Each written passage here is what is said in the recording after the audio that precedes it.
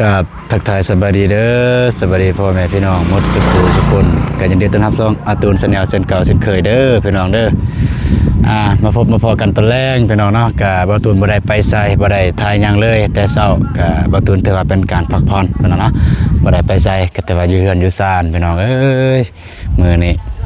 เพิ่นก็มาถ่ายบอกพี่บอกน้องพี่น้องเอ้ยแบบบ่ได้ไปที่สำคัญกับยานวานซองมันสิถึกปิดอันนี้คือได้คุมหูจากทีมงานเพิ่นว่าบ่ให้ลงคลิปคัดๆเคินๆเพิ่นว่าซองมันสิปิดบ่ตูนด้วยความบ่ตูนบ่ฮู้ก็เฮ็ดตามที่เพิ่นแนะนำพี่น้องเอ้ยที่จริงก็บ่มีหยังสิถ่ายพี่น้องเนาะบ่ตูนก็บ่มีหยังสิถ่ายเลยให้พ่อแม่พี่น้องได้เบิ่งถ่ายตัวเองก็ถ่ายหลายเทื่อแล้วยันพ่อแม่พี่น้องก็สิเบื่อแน่พี่น้องว่าอันนี้ว่าคนซื้อบ่ตุนว่าคนซื้อสิถ่ายตัวเองหลายก็ยันพ่อแม่พี่น้องเบื่อพี่น้องเอ้ยเนาะก็เป็นถ่ายภาพบรรยากาศตอนแรกเลยพี่น้องอยู่บ้านบ่ตูนเองนี่อากาศบรรยากาศตอนแรกเด้อพี่น้องเด้อ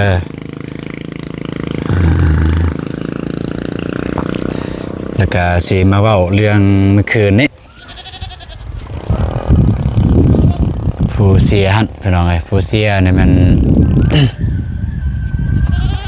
ส่งสการเรียบร้อยแล้วพี่น้องส่งสการประตูนก็ได้ไปงานดีเมื่อคืนนี้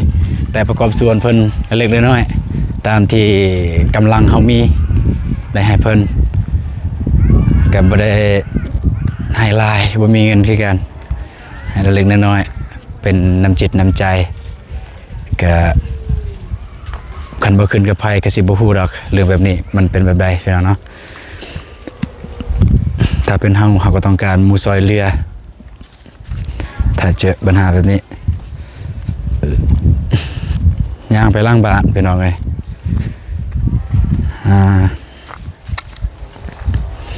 จะไปถ่ายเบิ่งกันของอ้ายของเบาตูเพิ่นเอาไฟลงพี่น้องมื้อนี้มื้อวานมื้อซื่นแล้วมื้อนี้มื้อวานนี่แล้วนี่เอาน้ำลงทั้งเอาน้ำลงทั้งไฟลงน้ำเนี่ยเพิ่นเจาะประมาณ9 ล้านพี่น้องเอ้ยรวมกับซื้อทอซื้อหยังนะครับเป็นถึก11 ล้านพอจ้ะเพิ่นก็หายืมเงินพี่น้องด้วยกันเพราะว่าจำเป็นพี่น้องเอ้ยเพราะว่าอยู่เฮือนเฮาก็ค่อนข้างจะคนหลายแน่พี่น้องอันนี้ค่อนข้างจะหลายแน่เป็นครอบครัวใหญ่พี่น้องค่อนข้างจะหลายแน่เพิ่นก็พอมีเงินไขนิดนึงก็ออกเฮือนสิเพิ่นสิเฮ็ดเฮือนว่าซั่นซะแต่ว่าก็ได้จอน้ำจอในเอาไฟโฟงลงก่อนทางเพิ่นวางแผนก็ดีกันเพิ่นก็ปรึกษาไอ้น้องนั่นแหละว่าสิเฮ็ดอะไรก่อนเพิ่นว่าเพิ่นมีแผนอีหยังนะแล้วก็ให้คำแนะนำว่าคันสิเฮ็ดอีหยังก็เอาไฟเอาโฟงลงก่อนเจาะน้ำเจาะในเลยมันสบายกับการเฮ็ดเฮือนเฮ็ดศาลบ่สีนั้น2มาก็ทาง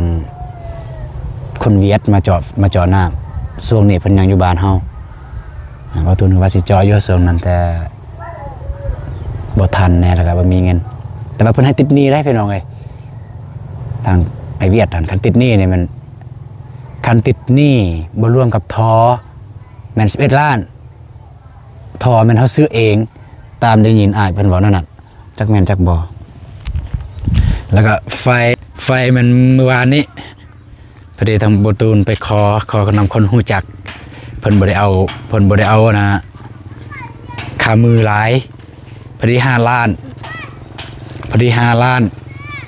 าย5 ล้านนิดปลายบ่ได้สูงแต่ว่าอ้ายของบ่ตูนไปล้มนำพนักงานอยู่นี่เพิ่นซ่อมมาตรฐานนะพี่น้องเอ้ยบ่แม่นอยากเว้าอยู่ลาวเนี่ยเว้าเรื่องพนักงานไฟฟ้าซ่อมมาตรฐานอันเรื่องค่ามือเนี่ยเพิ่นสิเอาได้ก็ได้งึดคือกันพี่น้องอันนี้บ่ตูนอยากเว้าเพราะว่าเคยเจอกับตัวเองแบบนี้แหละ บ่แจกนะมันซ่อมมาตรฐานมันขึ้นกับว่าตัวอย่างว่าพลังงานไฟฟ้าคนที่เฮารู้จักเขาสนิทเพิ่นจะเอานำเฮาเนี่ยบ่แพงย้อนว่ารู้จักแต่ว่าถ้าเฮาบ่ได้รู้จักเลยเพิ่นจะเอาสูงยกตัวอย่างคือนี้คือเมื่อวานนี้เนาะมื้อซื่นอายของบ่ตูนเนี่ยเพิ่นอยากเอาไฟลงแต่ว่ามีพลังงานไฟฟ้าผู้หนึงเพิ่นมาแล้วเพิ่นไล่ซื้อกองต่อกองเตอร์ใส่อันนั้นใส่อันนี้ความยาวเท่าใดแต่ราคาเฮือนเท่าใดประมาณก็เกือบเท่ากันนั่นแหละแต่มันสูงบนที่ขามือหั่นสูงเพิ่นเอาขามือคือเรื่องอุปกรณ์ต่างๆเนี่ยสำคัญก็บ่ได้ลุดเลื่อนหลายปานใดถ้าลุดเลื่อนน่ะบ่ได้ลุดเลื่อนหลายปานใดแต่มันสิแตกต่างกันกับอยู่มองนั่นแหละมองอันขามือถามว่าแพงมันก็แพงนะแพงแต่ว่าเข้าใจอยู่เพิ่นก็หากินคือกันแต่บ่ตุนบ่เข้าใจว่าเป็นหยังมันบ่คือกันนะราคานะหรือว่ามันเป็นระบบเพิ่นจังซี่บ่อันนี้บ่แม่นโจมตีพี่น้องแต่มันเกิดขึ้นอยู่บ้านเฮาอีหลีตัวนี้ผู้นั้นล่ะเอา 700,000 พี่น้องเอ้ย 700,000ถึกอยู่รวมทั้งหมดถึกอยู่5ล้านกับ 700,000พอดีบ่ตุนก็ไปหาคนรู้จักบ่ตุนนั่นแหละเพิ่นเป็นพนักงานไฟฟ้าแล้วเพิ่นเอานำ 300,000ค่ามือเฮารู้สึกว่ามันก็เหมาะอยู่ 300,000เพ้อๆเนี่ยอ้ายของบ่ตูนตื้มให้ซ้ำที่ต้นนะเพราะว่าเพิ่นก็สัตย์ซื่อแน่ก็บ่ได้เอาสูงนะอ้ายบ่ตูนก็ตื้มให้อีกค่าน้ำมันรถว่าซั่นซะต่างหากให้เพราะว่าอีต้นนั่นนะค่ามือต่างหากค่าน้ำมันรถต่างหากเพราะว่าอ้ายของบ่ตูนก็มาคิดใส่ว่าผู้นั้นคือเอาแพงแล้วผู้นี้เอาบ่แพงนะก็เลยว่าให้ตั้งซอยเพิ่นอีต้นนะบ้านไกลๆแน่เพิ่นมาแต่หันประมาณนั้นพี่น้องเอ้ยแล้วก็เรื่องที่2บ่ได้ไปหาทางน้องนุ่งน้องบองสิย่างกันไปกันมาเด้อพี่น้องเด้อบ่ได้หาน้องบองเพิ่นกำหนดของบ้านเนี่ยประมาณอยู่5มื้อเด้อพี่น้องแต่ว่าก็บางทีจะได้โทรหาให้พ่อแม่พี่น้องได้เบิ่งนำคลิปคันบ่ดึกบ่ยังกับบ่ตูดก็โทรหลังไมค์เอาส่วนแรกก็โทรหลังไมค์ก็บ่ได้ลมกันยาวพี่น้องเอ้ยมีแต่ถามว่าอยู่ไสเป็นจังไดกินข้าวกินน้ำแล้วบ่ประมาณนั้นก็บ่ได้ลมยาวหั่นนะ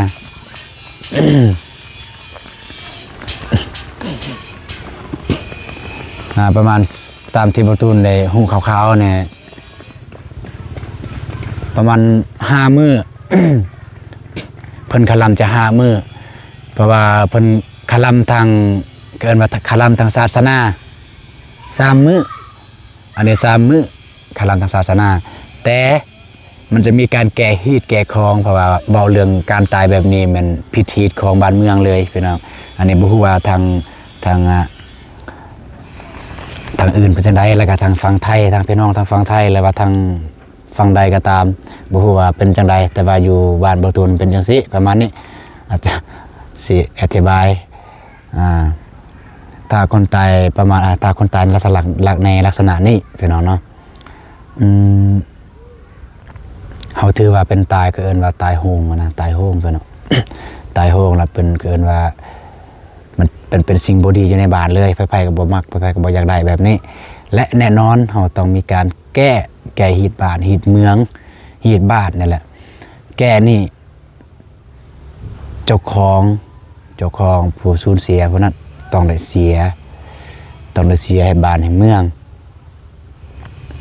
เสียนี่มันซ่องระดับในการเสียพี่น้องเด้อ1ในกรณีว่าตายอยู่ในบ้านนะแต่ว่าตายแบบนี้ลักษณะนี้ตายอยู่ในบ้านเฮาก็เสียแบบเฮาก็เสียแบบตัวอย่างว่างัวตัวนึงว่าซั่นซะตัวอย่างงัวตัวนึง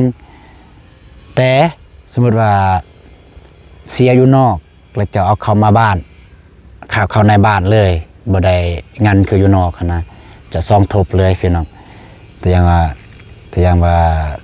เสียงัวตัวหนึ่งจากตัวหนึ่งเป็น2ตัวประมาณนั้นแต่ปกติก็บ่ค่อยมีแบบนั้นบ่ค่อยมีแบบนั้นพี่น้องเนาะก็มีแต่คันเสียอยู่นอกแล้วก็แบบงันอยู่หลังบ้านเลยแล้วก็ตื่นเช้ามากับเฮ็ดพิธีทางศาสนาแล้วก็ไปทิมเลยประมาณนั้น ก็ถือว่าหนักได้พี่น้องหนักทางใดหนักทางครอบครัวแล้วก็ลืมบอกเด้อพี่น้องเด้อทางบ่ฮู้ว่าทางใดอันนี้มันบ่ต้นลืมบอกเลยเมื่อกี้เนี่ยเนาะบ่ฮู้ว่าทางใดบ่ฮู้แต่ว่าทางนี้แนวนี้เด้อพี่น้องเด้อถ้าว่าผู้ใดเสียแบบในลักษณะแบบนั้นสัตว์สาบสิ่งที่เจ้าเลี้ยงฆ่าหมดเลยคือแบบความเชื่อว่าคันเฮาบ่ฆ่า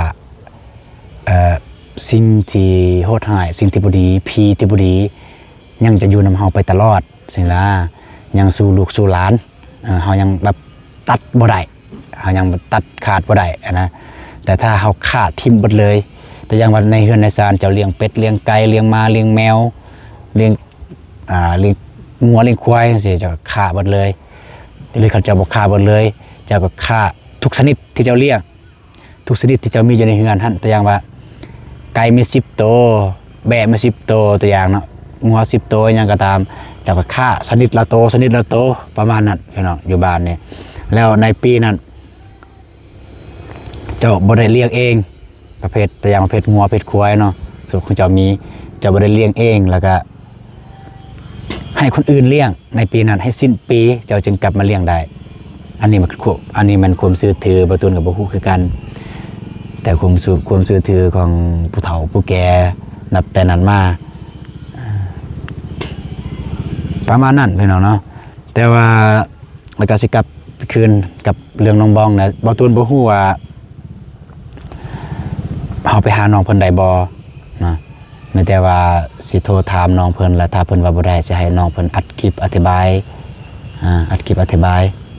ว่าเป็นจังใดแต่แน่นอนและในระหว่าง5มื้อนี้มันบ่ได้แน่นอนในระหว่าง5มื้อนั้นบ่ได้แน่นอนบ่ได้สันทางบ่ตู้นั่นแหละบ่ได้เพราะว่าเฮายังแก้บ่ได้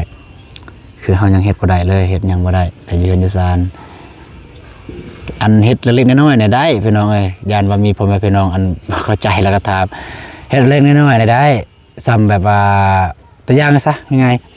สิ่งใดที่เจ้าเฮ็ดแล้วบ่เกี่ยวกับฮีดกับข้องแม่นเจ้าเฮ็ดได้ยกตัวอย่างเฮ็ดห้องน้ำนี่มันเฮ็ดได้ห้องน้ำคันเฮ็ดเฮือนมันบ่ได้เฮือนมันสิ่งที่เกินว่าเฮาเฮ็ดเกี่ยวกับฮีดกับข้องและคันเฮือนนั่นนะมันบ่ได้ถ้าแม่นประเภทห้องน้ำเปิดเฮ็ดอยู่เฮือนมันยกมาย่อยเนี่ยได้ประมาณนั้นเด้อพี่น้องเอ้ยผู้ใดยังบ่เข้าใจหยังก็สามารถคอมเมนต์หรือว่าสามารถทักหาแล้วก็บ่ถูกอธิบายเพิ่มเติมเด้อพี่น้อง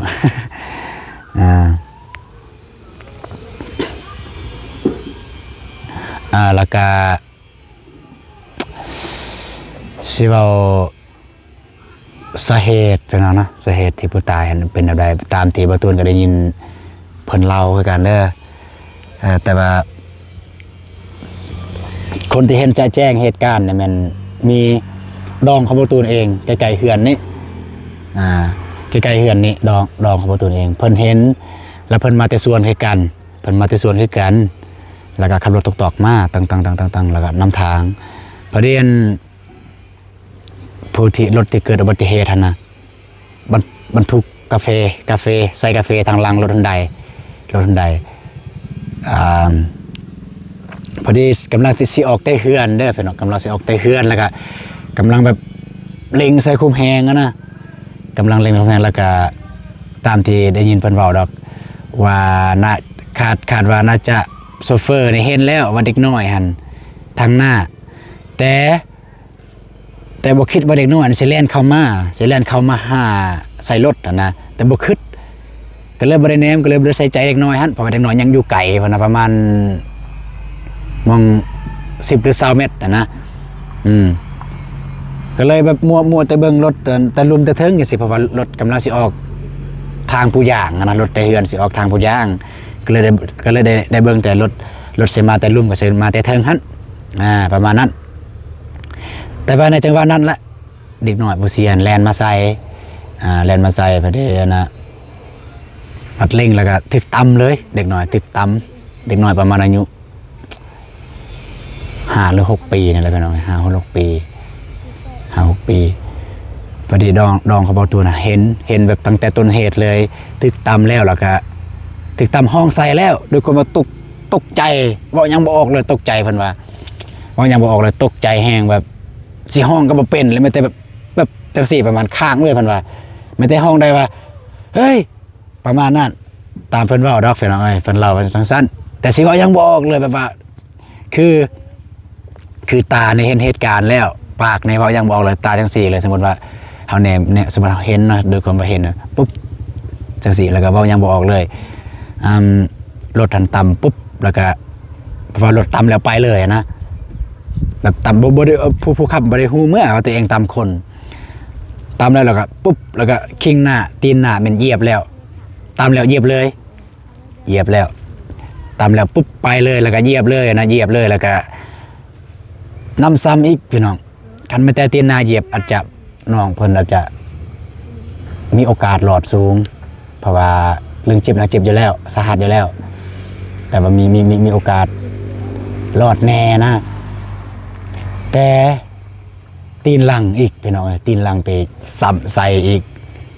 ตีนหลังไปซ้ำใส่แล้วก็ตีนหลังไปซ้ำใส่พอดีด้วยความว่ารถฮอนไดเนาะมันมีแหงแต่ทางหลังรถฮอนไดเฟอร์ฮันเล็งแล้วก็คล้ายๆคือแบบว่าตีนมันควัดเลยจังซี่มันควัดแล้วก็คนนะคนผู้น้อยๆนะเด็กน้อยไปน้ำตีนรถเลยไปน้ำตีนรถแล้วก็ปิวประมาณตามที่ดองเพิ่นเว้าดอกปิวประมาณห่างจากรถประมาณมอง2 หรือ 3 เมตรห่างจากตีนรถปฏิบัตินั้นผู้ขับรถนั้นจึงได้ฮู้เมื่อเพราะว่าคนอื่นเขาห้องใส่แล้วบัดนี้มันหลายคนละห้องยังบ่ทันได้ตายเทื่อพี่น้องเพราะว่าโตยังฮอดบ่ทันได้ตายพอดีนะนำไปโรงหมอที่จริงนะมันก็เพราะว่าตัวยังฮอดยังบ่ทันได้ตายแต่ว่าก็บ่ฮู้คือกันบัดไปโรงหมอปุ๊บบ่ฮอดโรงหมอซ้ำแบบตัวเย็นแล้วตายเลยพี่น้อยตายตามได้ยินเพิ่นเว้าประมาณนั้นพี่น้องเอ้ยแล้วก็ตัวนี้คันเว้าเรื่องความเสือของบ้านเบาตูนนี่ความเสือย้อนหยังอันนี้ผู้ใดสิว่างมงายผู้ใดสิว่าไร้สาระผู้ใดสิว่าอะไรก็ตามแต่เด้อก็บ่ว่ากันพี่น้องมันแต่ละท้องถิ่นมันนับถือบ่คือกันนะเฮาเชื่อถือบ่คือกันตัวนี้บ่ตุนบ่ว่ากันบ่ได้สิว่างมงายก็งมงายเด้อพี่น้องให้ทุกคนลองคิดว่าอยู่เด็กน้อยแล่นเข้ามาใส่รถบ่แจ้งอยู่เด็กน้อยแล่นมาใส่รถเลยเด็กน้อยอยู่แล่นมาใส่รถประมาณนั้นแล้วก็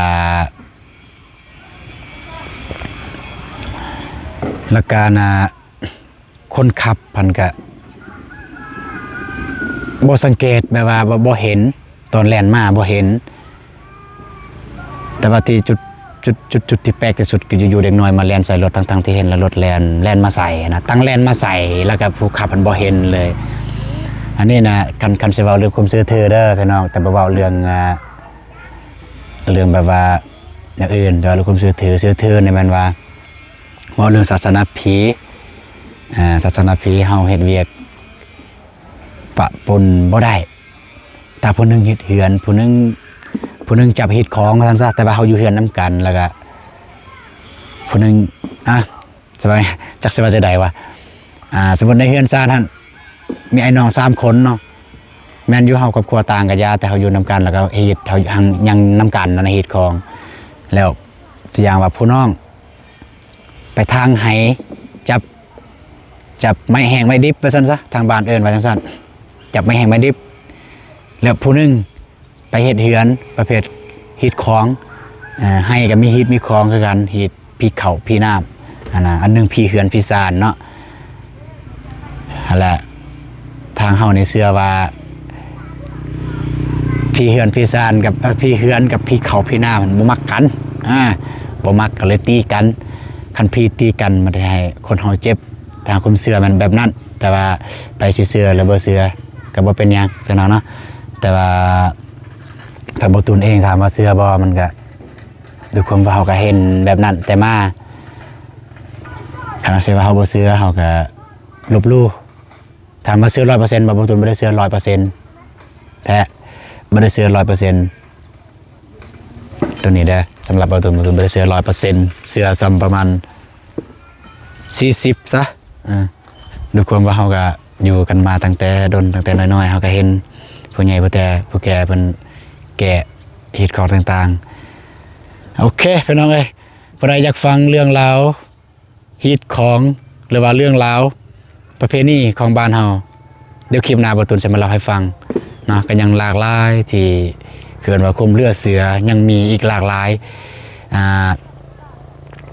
คนสิตายแงๆๆๆสิตายห้องหมอแพทย์หมอเฮ็ดยังบ่ได้สิตายแล้วนะจนสิตายแต่มาถ่วงฮิตบ้านฮิตเมืองคันถึกจุดเศร้าทันทีเลยตัวนี้มีอยู่จริงพี่น้องเดี๋ยวคลิปหน้าบ่ตูนจะมาเล่าให้ฟังโอเคพี่น้องเนาะก็ประมาณนี้พี่น้องสำหรับมื้อนี้ก็เป็นการพักผ่อนเด้อพี่น้องเด้อก็อย่าหายอย่าว่ากันเด้อพ่อแม่พี่น้องอย่าหายอย่าว่าอย่าเครียดกันเด้ออย่าถือโทษโกรธลูกหลานที่บ่ได้ไปเฮ็ดเวียกเฮ็ดงานในมื้อนี้จังได๋ก็ขอโทษขออภัยนำเวลานำพ่อแม่พี่น้องแล้วก็ขอบใจพ่อแม่พี่น้องที่เคารพรักแล้วก็เอ็นดูสงสารทางลูกทางหลานจังได๋ก็ขอให้พ่อแม่พี่น้องจงมีสุขภาพแข็งแรงเด้อมื้อสุขคนเด้อเจอกันคลิปหน้าเด้อพี่น้องเด้อสำหรับคลิปนี้ขอกล่าวคำว่าสบายดีเด้อพี่น้องเด้อไป